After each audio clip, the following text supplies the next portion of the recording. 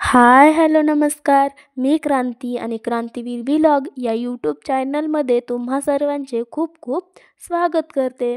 तर आज आपण पत्ताकोबीची भाजी कशी बनवतात ते बघणार आहोत. अगदी खूप सोप्या पद्धतीने ही रेसिपी आहे आणि झटपट होणारी ही रेसिपी आहे.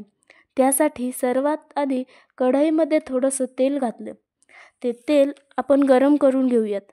तेल छान गरम झालं की यामध्ये आपण फोडणी घालूयात. त्यासाठी सगळ्यात आधी मोहरी मोहरी छान अशी तडतडली पाहिजे, नाहीतर मग ती कच्ची लागते. मोहरी छान तडतडली की मग जिरे, त्यानंतर लसूण लसूण मी 4 ते 5 लसणाच्या पाकळ्या बारीक कापून घेतल्या. आता साधारण 1 मिनिट हे आपण परतवून घेऊ. लसणाला असा तांबूस रंग आला पाहिजे आणि या ठिकाणी लसणाला छान असा तांबूस रंग आलेला आहे. आता थोड्याशा हिरव्या मिरचीचे तुकडे म्हणजे साधारण 2 ते 3 हिरव्या मिरच्या आणि कांदा देखील टाकून घेऊ. आता कांदा छान परतला की मग गाजर टाकायचा. तुम्हाला नसेल आवडत तर स्किप केलं तरी चालेल. परतवून घ्यायचं छान आणि मग टोमॅटो टाकून घ्यायचं. टोमॅटो देखील छान परतवून घ्यायचं आणि साधारण हे आपल्याला 5 ते 6 मिनिट परतवून घ्यायचं आहे. आता हे परतवून झालं आहे. आता आपण मीठ टाकून घेऊ. मग थोडंसं परतवून लगेच बारीक कापलेला कोबी छान धुवून मग यामध्ये टाकायचा आहे आणि कोबी छान परतवून घ्यायचा आहे. सगळ्या भाज्यांमध्ये कोबी छान मिक्स झाला पाहिजे. आता साधारणतः यावर 5 ते 6 मिनिट झाकण ठेवून कोबी छान वाफवून घेऊ.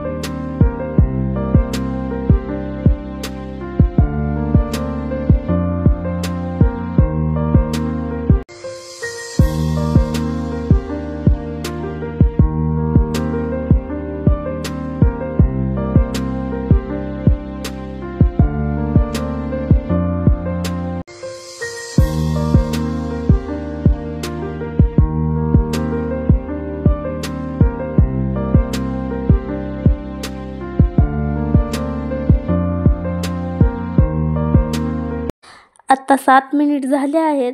आपण झाकण उघडून पाहू. कोबी छान शिजला आहे.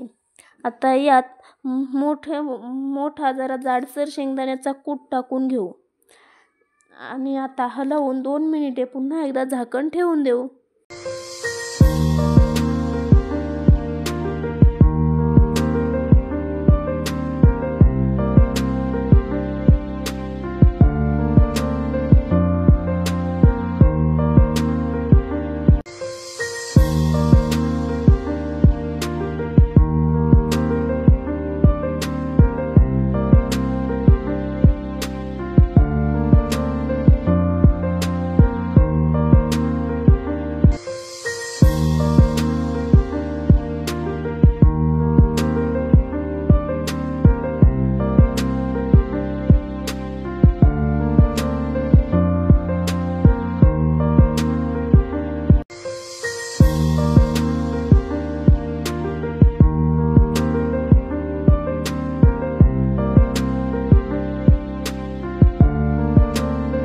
आता 2 मिनिटं झाले आहेत आणि आपला कोबी पण तयार आहे.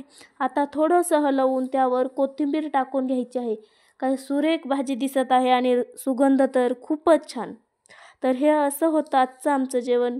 कशी वाटली आजची रेसिपी कमेंट करून सांगा आणि तुम्हाला माझ्या रेसिपी आवडत असतील तर सबस्क्राईब करायला विसरू नका. लाईक, शेअर, कमेंट पण करा आणि बाय बाय. भेटूयात पुढच्या रेसिपीसोबत. संपूर्ण व्हिडिओ पाहिल्याबद्दल धन्यवाद.